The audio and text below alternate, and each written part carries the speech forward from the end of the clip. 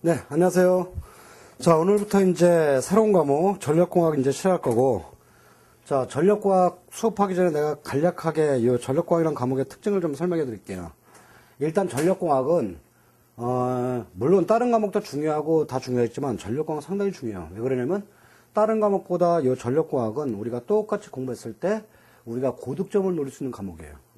우리가 자기학이라든지 회로 이론을 갖다가 우리가 고득점 받기 좀 힘들어요. 좀 열심히 한 분들이야 자기학하고 회로도 상당히 강점이 있는 과목이 되는 거죠. 근데 제가 강의해봤더니 보편적으로 전력과학은 다른 과목보다는 우리가 좀 더 노력만 하면은 고득점을 맞추지 않을까 싶어요. 그러니까 우리가 보통 합격 점수가 60점이죠. 근데 전력과학은 좀만 열심히 하면 한 70점에서 80점까지 노려볼만 해요. 그 정도 말해주시고요.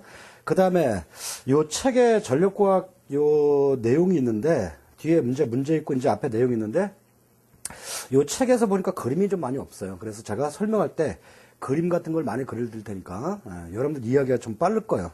그래서 이 책이 잘 돼 있긴 한데 좀 그림이 없는 게 약간 단점이에요. 그래서 제가 수업 시간에 설명하면서 그 그림 같은 걸 많이 첨부할 테니까 필요하신 분들은 그 열심히 필기해 두셔도 그것도 괜찮아요. 그 책 옆에다가 필기해 둔다든지 자기의 별도 연습장에다 그림 같은 거 필기해 두셔갖고 좀 활용하면 좋겠어요.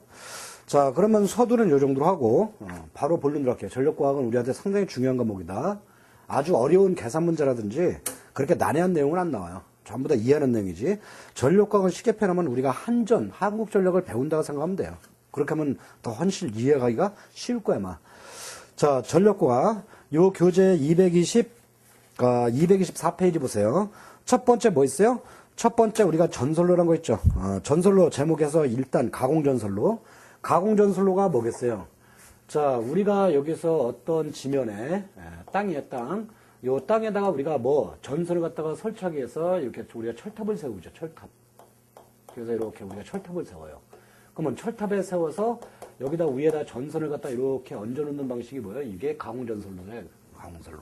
이거 갖다 우리가 가공선로라고 그러죠. 가공선로. 그 다음에 이제 뒤에 공부하겠지만은 우리가 지중선로가 있어요. 지중선로. 어떤 우리가 관 안에다가 여기다 케이블을 갖다가 집어넣어서 땅속에다 매설하는 방법이 있어요. 이렇게. 우리가 이거 뭐라고 그래요? 우리가 지중선로라고 그래. 지중선로 또는 우리가 케이블 방식 이렇게 우리가 보통 표현한다 이거죠. 그래서 우리가 송전선로 갖다 건설하는 방법이 이렇게 가공선로 방법이 있고 지중선로 방법이 있어요. 자, 오늘은 우리가 이제 가공선로를 갖다 이제 배워야죠. 가공선로. 자, 가공선로인데 배울 건데 가공선로에서 가장 중요한 게 뭘까요? 역시 뭐니 해도 요 가공선로에 있는 전선이죠, 전선. 그래서 우리가 전선부터 배우는 거예요. 자, 책에 우리가 가공선로 할 때 이제 우리가 전선부터 하는 거 이제 첫 번째 책에 봤더니 첫 번째 우리가 전선을 배우는데 첫 번째 뭐 전선의 구비 조건. 그러면 첫 번째 우리가 사용하는 전선, 요 가공전선의 전선의 우리가 조건, 구비 조건. 자, 그러면 전선이란 건 가장 중요한 조건이 뭐 여러 가지 있는데 가장 중요한 조건이 일단 전선이란 건 하는 용도가 뭐요? 전선의 역할이 여기다 전류를 갖다 흘리는 게 목적이죠. 그죠? 전선인 건 첫 번째 목적이 전류를 갖다 흘리는 게 목적이에요. 그러면 전류가 잘 흐르려면 뭐가?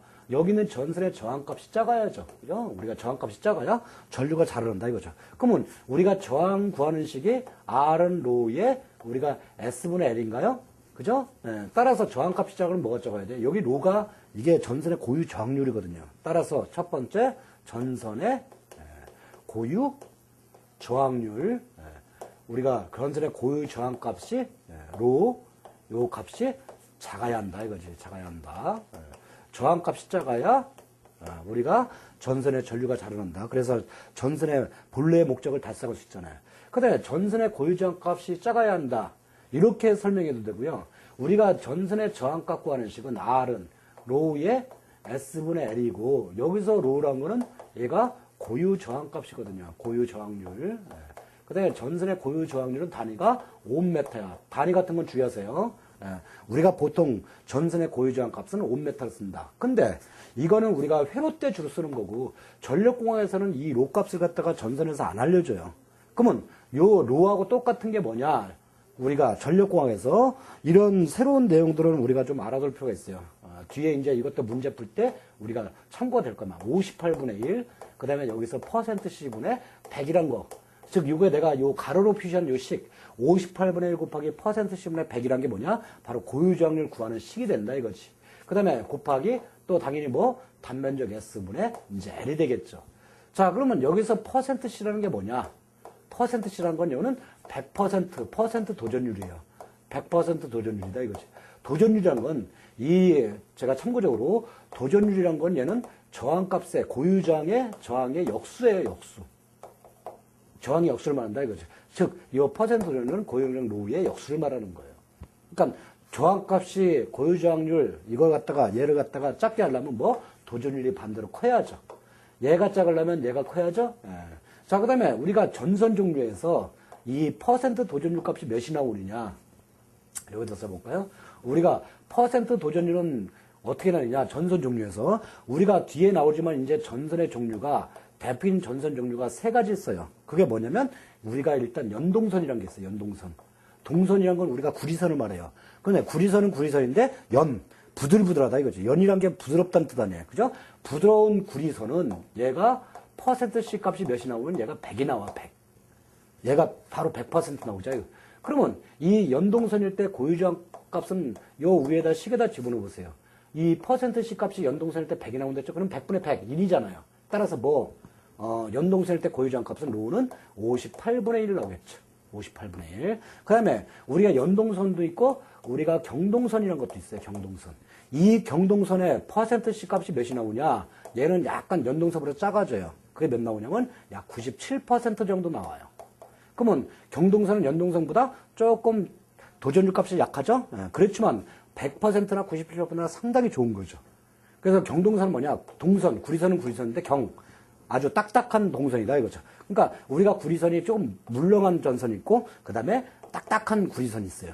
그래서 경동선 같은 경우는 얘 97% 나와. 그러면 요 97%를 갖다 여기다 집어넣었더니 97분의 100, 58분의 1. 그러면 요 로우 값이 어떻게 되냐? 로우 값이 얘가 한 55분의 1 정도 나와요. 여러분들 계산기를 한번 해보세요. 한번.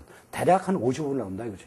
그 다음에 전선이 연동선 있고 경동선 있고 그 다음에 또 뭐가 있냐면 알루미늄을 만든 선이 있어요. 뒤에 이제 나오지만 알루미늄선이라는 게 있어요. 알루미늄선 요게 %C 값이 몇이 나오냐면 얘가 한 61% 정도 나와요. 61%. 그러면 61% 갖다가 여기다 또 마찬가지로 여기다 식에다 집어넣으면 어떻게 돼요? 58분의 1 곱하기 61분의 100이죠? 이걸 갖다 계산하면 로우 값이 몇이 나오냐? 얘가 한 35분의 1 정도 나와요. 35분의 1 정도. 자, 그래서 우리가 고유저항 값하고 이 %도전율, 지금 도전율 값하고 뭐예요? 역비례하죠. 따라서 여기다가 우리가 또 다르게 적어두겠네. 전선의 고유저항 값, 로우 값이 작아야 한다. 그죠? 그래야 전류가 잘 흐른다. 이거 말고도 다르게 표현하면요. 전선의 %도전율. 그죠? %도전율 또는 전선의 도전율. 아무거나 상관없어요. %도전율 값이 클 것. 뭐 이렇게 되겠네. 그죠? 위의 내용이나 밑의 내용은 같은 내용이죠. 그래서 일단 우리가 가공전선 쓰는 전선의 구비력권인 첫 번째 본래 목적인 전류를 잘 흘릴 것. 즉 다르게 표현하면 고유저항 값이 작을 것, 또 다르게 표현하면 도전율 값이 클 것. 이렇게 되는 거죠. 자, 두 번째는 이 전선이란 게 당연히 고유저항 값도 작아야 되고 또 이 전선에게 전류가 딱 흘리는 목적도 있고 이 가공전선에 전선이 매달려 있으니까 얘가 뭐예요? 튼튼해야죠. 그죠? 상당히 기회력 강도가 우수해야 돼요. 두 번째 기회력 강도가 클 것, 즉 바꿔 말하면 쉽게 말하면 튼튼할 것. 그 다음에 이거 갖다 다르게 표현하면 내구성이 있을 것. 내구성이 있을 것. 전선이 쉽게 끊어지면 안 된다 이거죠. 자, 그 다음에 이게 첫 번째하고 두 번째가 가장 중요한 전선의 구비조건 두 가지고 여기에 기타. 이제 상대적으로 좀 덜 중요하지만 좀 알아야 될 내용이 이 전선을 갖다가 오래도록 사용해야죠. 그래서 따라서 전선이 부식이 없어야죠. 전선이 변하지 말아야 돼. 세 번째, 오랫동안 오래 사용하더라도 전선이 부식되거나 특성 변화가 없을 것. 그죠? 원래 전선 특성 자체를 갖다가 계속 간직하고 있어야 된다. 그래요. 특성 변화가 적을 것. 제가, 책에 있는 그런 내용 말고 그냥 내가 생각나는 대로 한번 옮겨 써본 거예요. 그 다음에 전선이란 게 전선이 또 조건이 뭐냐? 전선이란 게 얘가 한번 설치해서 얘가 부들부들하게 휘어줘야죠. 왜요? 여기서 바람이 불잖아요. 그죠? 전선이 이렇게 바람이 왔다 갔다 해줘야죠.